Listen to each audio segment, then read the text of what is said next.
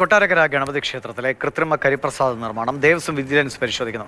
പരാതിക്കാരുടെയും ദേവസ്വം അധികൃതരുടെയും ഒക്കെ മൊഴി രേഖപ്പെടുത്തുകയാണ് കണ്ണൻ നായർ. വിവരങ്ങളുമായിട്ട് കണ്ണൻ, കൊട്ടാരക്കര ഗണപതി ക്ഷേത്രത്തിൽ എന്തൊക്കെ ക്രമക്കേടുകളാണ് നടന്നതെന്ന് ഇപ്പം ഇങ്ങനെ തെളിഞ്ഞെളിഞ്ഞ് വരികയാണ്. ഉണ്ണിയപ്പൊക്കെ എവിടെ ഉണ്ടാക്കിയത്, അതിനുശേഷമാണ് ഈ കരിപ്രസാദ നിർമ്മാണത്തിൻ്റെ അവസ്ഥയൊക്കെ കണ്ടത്. എപ്പോഴാണ് പരിശോധന ആരംഭിച്ചത്, എന്താണ് വിവരം? ഏതാണ്ട് 2 മണിക്കൂറുകൾക്ക് മുമ്പാണ് ദേവസ്വം വിജിലൻസിൻ്റെ SI രാകേഷിന്റെ നേതൃത്വത്തിലുള്ള സംഘം അപ്പോൾ പരിശോധന ആരംഭിച്ചത്. ആദ്യം ഈ മേൽശാന്തി വാടകയ്ക്കെടുത്ത് നൽകിയിരുന്ന വീട്ടിലാണ് പരിശോധന നടത്തിയത്. ആ പരിശോധന സാമഗ്രികളെല്ലാം തന്നെ അവിടെ നിന്ന് കൊണ്ടുപോകും എന്നുള്ളതായിരുന്നു വിജിലൻസിന്റെ തീരുമാനം. പക്ഷേ സംഘപരിവാർ സംഘടനാ പ്രവർത്തകരും ഭക്തജന സംഘങ്ങളും ഒക്കെ തന്നെ അതിനെ എതിർത്തു. അതിൻ്റെ പേരിൽ വിജിലൻസ് സംഘവും ഈ ഭക്തജനങ്ങളും തമ്മിലുള്ള ഒരു ചെറിയ രീതിയിലുള്ള വാക്കേറ്റം അവിടെ ഉണ്ടായി. അതിനുശേഷം ഇപ്പോൾ മുറി തുറന്ന് പരിശോധന നടത്തിക്കൊണ്ടിരിക്കുകയാണ്.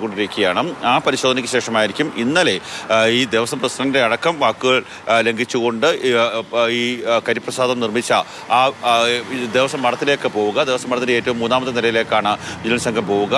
വിശദമായിട്ടുള്ള പരിശോധന ഈ വിഷയത്തിൽ ആവശ്യമാണ്. എന്ത് ഉൽപ്പന്നമാണ് ഇതിനായി ഉപയോഗിച്ചത്, ഏതെങ്കിലും രാസവസ്തുക്കളാണ് ഇതിന് ഉപയോഗിച്ചിട്ടുള്ളത്, മാത്രമല്ല വെൽഡിംഗ് റാഡ് ഉപയോഗിച്ചാണ് ഈ ഇലയിലേക്ക് പ്രസാദം മാറ്റിയിരുന്നത്, അങ്ങനെയൊക്കെയുള്ള കാര്യങ്ങളിൽ ഏതെങ്കിലും ആരോഗ്യ പ്രശ്നങ്ങളുണ്ടോ അടക്കമുള്ള കാര്യങ്ങളെല്ലാം തന്നെ പരിശോധിക്കുന്നു. പിന്നെ ഇത് ആരാണ് ഇവരെ ഇങ്ങനെ നിയോഗിച്ചത്, ഇതര സംസ്ഥാന തൊഴിലാളികളെ അടക്കമുള്ള ആൾക്കാരെ ആരാണ് നിയോഗിച്ചത്, ദേവസ്വം ബോർഡിൻ്റെ ഉദ്യോഗസ്ഥരാണോ അതോ ക്ഷേത്ര ശാന്തിയും മേൽശാന്തിയും അടക്കമുള്ള ആൾക്കാരാണോ എന്നുള്ളതൊക്കെ തന്നെ പരിശോധിക്കേണ്ടതുണ്ട്. അതിൻ്റെ ഭാഗമായിട്ടാണ് ഇപ്പോൾ പരിശോധന ആരംഭിച്ചിരിക്കുന്നത്. ഇവിടെ നിന്ന് ഒരു സാധനവും കൊണ്ടുപോകാൻ സാധിക്കില്ല എന്നുള്ളത് തന്നെയാണ്, അതിനനുവദിക്കില്ല എന്നുള്ളത് തന്നെയാണ് സംഘപരിവാർ സംഘടനകളുടെയും അതുപോലെ തന്നെ ഭക്തജന സംഘത്തിൻ്റെയും നിലപാട്.